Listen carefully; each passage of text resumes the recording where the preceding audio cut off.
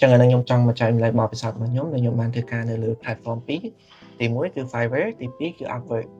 អញ្ចឹងបទពិសោធន៍ដែលខ្ញុំធ្វើការនៅលើ platform ហ្នឹងវាយូរដែរហើយអញ្ចឹងដូចជានៅលើ Upwork ខ្ញុំធ្វើតាំងពីឆ្នាំ2023ហើយសម្រាប់ profile ខ្ញុំគឺខ្ញុំរកបានចំនួន$10,000ជាងហើយសម្រាប់ Fiverr វិញខ្ញុំទៅ start ដែរទេអញ្ចឹងថ្ងៃហ្នឹងខ្ញុំចង់មក share បទពិសោធន៍ខ្លះៗដែលខ្ញុំធ្វើការនៅលើហ្នឹងក្នុងនាមជាអ្នកកាត់តវីដេអូម្នាក់ក៏ដូចជាអ្នកធ្វើការពេញម៉ោងដែរអញ្ចឹងមានន័យថាការងារដែលខ្ញុំធ្វើនៅលើ Upwork ក៏ដូចជា Fiverr ហ្នឹងវាជាការងារ part time ដែលខ្ញុំធ្វើចន្លោះពេលសៅរ៍អាទិត្យអីចឹងទៅអញ្ចឹងសម្រាប់ Upwork គឺខ្ញុំស្គាល់តាំងពីឆ្នាំ2021ដែលខ្ញុំមើលវីដេអូនៅលើ YouTube អញ្ចឹងខ្ញុំឃើញគេដាក់ថាយើងអាចរកលុយបានប៉ុន្តែរហូតមកដល់ឆ្នាំ2023បើខ្ញុំចាប់ផ្ដើម sign up នៅលើ platform Upwork ហើយនៅក្នុងឆ្នាំ2023នេះខ្ញុំអត់ដឹងថា platform ហ្នឹងវា work មិនទេវាដំណើរការមិនទេខ្ញុំឃើញគេផុសការងារអញ្ចឹងទៅខ្ញុំបានទិញ connect នៅលើហ្នឹងអាហ្នឹងតម្លៃវាអត់ទាន់ថ្លៃប៉ុន្មានទេពេលដែលខ្ញុំទិញហ្នឹងគឺតម្លៃវាដូចជា$15នៅក្នុងឆ្នាំ2023ខ្ញុំអត់ដឹងតម្លៃប៉ុន្មានទេចាំមើលពេលខ្ញុំកាត់វីដេអូហ្នឹងខ្ញុំនឹងដាក់តម្លៃឲ្យមើលនៅលើនេះនិយាយទៅវាយូរដែរខ្ញុំ apply ការងារច្រើនពេលហ្នឹងឃើញគេផុសអីក៏ apply ដែររហូតដល់ថ្ងៃទី28ខែ5ឆ្នាំ2023បាទខ្ញុំបានmessage ត្រឡប់មកវិញពី client មួយនៅលើ Upwork ហ្នឹងពេលហ្នឹងគាត់អត់ទាន់ជួលខ្ញុំទេគាត់គ្រាន់តែចា message មកខ្ញុំអញ្ចឹងទៅហើយគាត់សួរខ្ញុំថាខ្ញុំចង់ធ្វើវីដេអូ test មួយអត់អញ្ចឹងទៅហើយដោយសារពេលហ្នឹងខ្ញុំថ្មីខ្ញុំមិនដែលធ្វើទេអញ្ចឹងខ្ញុំថាអូខេខ្ញុំក៏ធ្វើ test ឲ្យគាត់អីអញ្ចឹងទៅអញ្ចឹងខ្ញុំបានធ្វើ test គាត់កាលហ្នឹងអត់បានថ្លៃប៉ុន្មានទេខ្ញុំចំណាំថាវីដេអូខ្ញុំធ្វើឲ្យគាត់ដំបូងហ្នឹងដូចមួយថ្ងៃទៅគាត់3-4វីដេអូអញ្ចឹងទៅធ្វើវីដេអូសួរក្នុង CapCut ហើយមួយខែដូចជាបានតែ250ទេអញ្ចឹង250ការចំណងហ្នឹង Upwork កាត់10%ទៀតអញ្ចឹងវាអស់25រៀលទៀតអញ្ចឹងវាបានតែប្រហែល200ជាងទេប៉ុន្តែខ្ញុំថាចេះធ្វើទៅព្រោះខ្ញុំមានការងារ full time ខ្ញុំធ្វើអាហ្នឹងសៅរ៍អាទិត្យអីឲ្យគាត់ប្រគប់អីនេះឲ្យគាត់អញ្ចឹងទៅគាត់ធ្វើដើម្បីឲ្យតែមានលេខនៅលើ Upwork អញ្ចឹងទៅអញ្ចឹងខ្ញុំនៅតែបន្តធ្វើអញ្ចឹងរហូតមកដល់ឆ្នាំ2025អញ្ចឹងគាត់ទៅវាយូរដែរវាចូល2ឆ្នាំខ្ញុំបានធ្វើ project ច្រើននៅក្នុងហ្នឹងមាន project ខ្លះយើងមានYouTube វីដេអូផងមានវីដេអូ YouTube មួយនេះខ្ញុំធ្វើឲ្យ YouTuber គាត់មានអ្នក subscribe រហូតដល់ទៅ1លានអ្នកជាងហើយខ្ញុំបានកាត់ course ខ្លះខ្ញុំបានកាត់វីដេអូ short form ខ្លះអញ្ចឹងរហូតមកដល់ឆ្នាំ2026នេះគឺ Upwork របស់ខ្ញុំមាននៅលើ profile នេះខ្ញុំរកបាន10000ជាងប៉ុន្តែនៅលើ Upwork វាមានបញ្ហាខ្លះអញ្ចឹងបញ្ហាធំបំផុតរបស់ Upwork ហ្នឹងគឺនៅលើ platform ហ្នឹងគឺវាតម្រូវឲ្យយើងទិញ connect ដើម្បី apply ដើម្បីផ្ញើ proposal ទៅឲ្យអ្នកដែលគេផុសការងារភាគច្រើនពេលដែលខ្ញុំផ្ញើ proposal ទៅគេហ្នឹងយើងផ្ញើទៅ5 proposal 10 proposal អីចឹងទៅអ្នកខ្លះគេចូលមើលរបស់យើងចឹងទៅប៉ុន្តែភាគច្រើនគឺអត់ចូលមើលមានពេលខ្លះខ្ញុំផ្ញើទៅ10 proposal អីចឹងគេបើកមើលក៏មានដែរអញ្ចឹងមានន័យថាលុយរបស់យើងហ្នឹងគឺខាតហើយខ្ញុំមានអារម្មណ៍ថា client ដែលនៅលើ Upwork ហ្នឹងភាគច្រើនគាត់មិនមែនជា long term client ភាគច្រើនតើតែគាត់ urgent តើតែគាត់បញ្ញាប់តាក់ទងvới project គាត់មិនគាត់ផុស project អីចឹងទៅអញ្ចឹងបើយើងលឿនយើង apply លឿនយើងនិយាយទៅទេយើងអាចបាន project ហ្នឹងអញ្ចឹងទៅអញ្ចឹងសម្រាប់ long term គឺអត់សូវមានទេបើទោះបីជាមានខ្ញុំមាន client មួយ long term ដែរប៉ុន្តែគាត់ឲ្យ rate តិចមែនតើនៅពេលអញ្ចឹងខ្ញុំសម្រេចចិត្តថាអត់ធ្វើវិញអញ្ចឹងអាហ្នឹងជាមូលហេតុដែលធ្វើឲ្យខ្ញុំចង់ត្រឡប់មកធ្វើលើ Fiverr វិញសម្រាប់ Fiverr ខ្ញុំមានអារម្មណ៍ថាវាមិនសូវជាល្អប៉ុន្មានជាង Upwork ទេខ្ញុំឃើញមានអ្នកធ្វើនៅលើហ្នឹងភាគច្រើនគាត់រកបានដល់1លានដល់ពេលខ្ញុំឃើញគេផុសវីដេអូថា platform ហ្នឹងវាចេះ platform ហ្នឹងវាចេះវាកាត់ច្រើនវាកាត់ភាគរយដល់20%អញ្ចឹងមានន័យថាបើអ្នកគ្នារកបាន10000អញ្ចឹង Fiverr វានឹងកាត់ថ្លៃឈ្នួលរហូតដល់ទៅ2000អញ្ចឹងវាច្រើនដែរប៉ុន្តែចំណុចល្អរបស់វាទី1គឺ client ច្រើនវាមានអ្នក active ច្រើនមានអ្នកអីច្រើនអញ្ចឹងទៅអញ្ចឹងត្រឡប់មករឿងរបស់ខ្ញុំដែលខ្ញុំ start នៅលើ Fiverr ហ្នឹងវិញអញ្ចឹងខ្ញុំចាប់ផ្ដើមបង្កើត account Fiverr ហ្នឹងយូរតាំងពី2021ប៉ុន្តែខ្ញុំអត់ដែល active ទេអញ្ចឹងរហូតមកដល់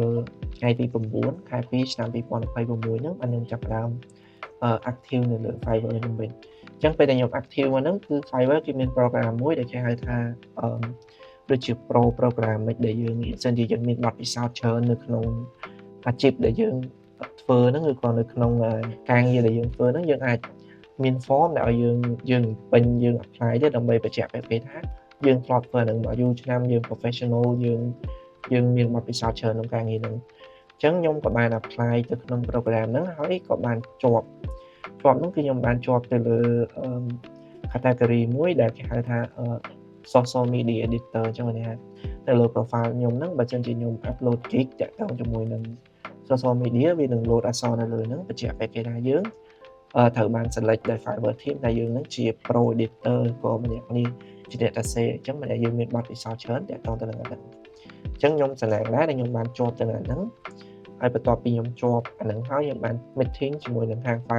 Fiverr team ដែលគាត់ set meeting ជាមួយយើងហ្នឹងគេបានប្រាប់យើងថាតាក់ទងជាមួយនឹងការបង្កើត gig យើងគួរបង្កើតមិនយើងគួរទៅ say description មិនរបស់ណាដែលយើងគួរដាក់របស់ណាយើងអត់គួរដាក់អញ្ចឹងទៅមួយទៀតខ្ញុំបានចំណាយលុយ50រៀលទៅលើ Fiverr ហ្នឹងដើម្បីទិញដូចយើង subscribe នៅលើ YouTube Premium អីចឹងដើម្បីយើងបាន feature មួយចំនួនដែល account ធម្មតាអត់មានអញ្ចឹងខ្ញុំបានចំណាយលុយ50រៀលទៅលើដូចជា Fiverr Plus អញ្ចឹងពេលដែលខ្ញុំចំណាយហ្នឹងខ្ញុំចំណាយលើអាហ្នឹងទី1ដោយសារខ្ញុំឃើញពេលខ្ញុំចំណាយទៅខ្ញុំ run ad បានអញ្ចឹងខ្ញុំបានបង្កើត gig ប្រហែលជា8 gig ហើយ gig របស់ខ្ញុំហ្នឹងខ្ញុំដោយសារខ្ញុំផុសទៅខ្ញុំឃើញថាវាអត់សូវមានគេឃើញច្រើនអញ្ចឹងខ្ញុំចំណាយលុយ50រៀលដើម្បី run ad អញ្ចឹងខ្ញុំចាប់ផ្ដើម run ad អីហ្នឹងអញ្ចឹងទៅរហូតដល់ថ្ងៃទី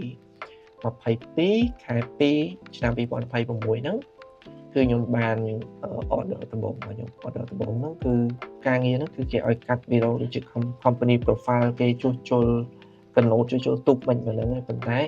ពេលខ្ញុំ submit first draft ទៅគឺ client គេអត់ត្រូវ vibe អត់ត្រូវអីចឹងទៅខ្ញុំក៏សម្រេចចិត្តថា cancel វិញព្រោះខ្ញុំអត់ចង់ឲ្យនៅលើ profile ខ្ញុំហ្នឹងវាមាន bad rating អញ្ចឹងខ្ញុំ cancel ចា order នឹងមួយហើយរហូតមកដល់ថ្ងៃទី8ខែ3បាទខ្ញុំបានមក order ទៀតតែជា order ទី2អញ្ចឹង YouTuber ហ្នឹងគាត់ធ្វើ podcast នៅលើ Insta 360របស់គាត់ហ្នឹងគឺវែងមែនតើវីដេអូហ្នឹងគឺវែងហើយគាត់ចង់ឲ្យធ្វើមួយវីដេអូហ្នឹងឲ្យខ្ញុំយកមកកាត់ហើយមាន blur មុខមាន blur អីហ្នឹងទៅហើយធ្វើម៉េចយើងធ្វើឲ្យវីដេអូហ្នឹងអាច upload ទៅគឺគេអាចបង្វិលបានលើ YouTube ប៉ុន្តែទៅវីដេអូរបស់យើងទៅបីវីដេអូយើង360ក៏ដោយបើយើងអត់បាន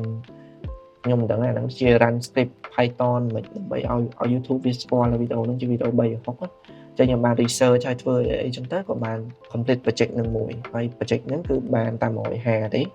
ចឹង150អ្នកគ្នាដក 20% ទៀតទៅអញ្ចឹងវាបានតិចមែនតើប៉ុន្តែយើងចេះធ្វើទៅឲ្យមានលុយនៅលើ profile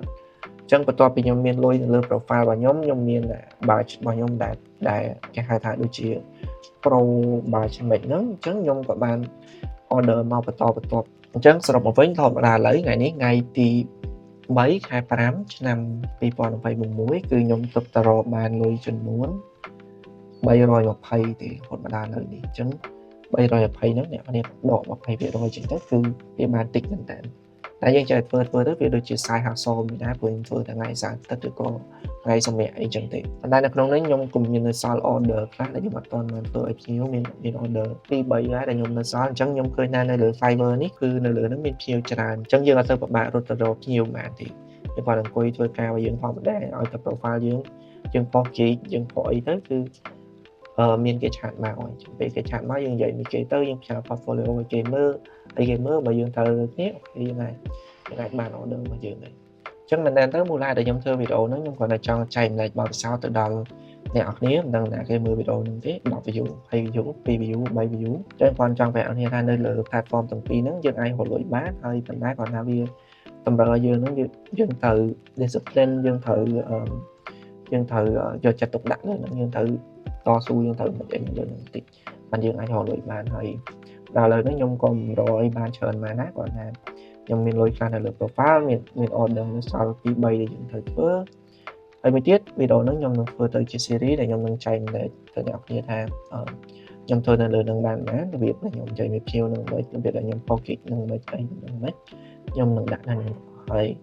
ជាមួយនឹងលុយដែលរកបាននេះណាខ្ញុំ completely transparent មួយអ្នកគ្នាអញ្ចឹងសរុបមកវិញវីដេអូហ្នឹងមានតែប៉ុណ្្នឹងទេហើយជួបគ្នានៅវីដេអូក្រោយ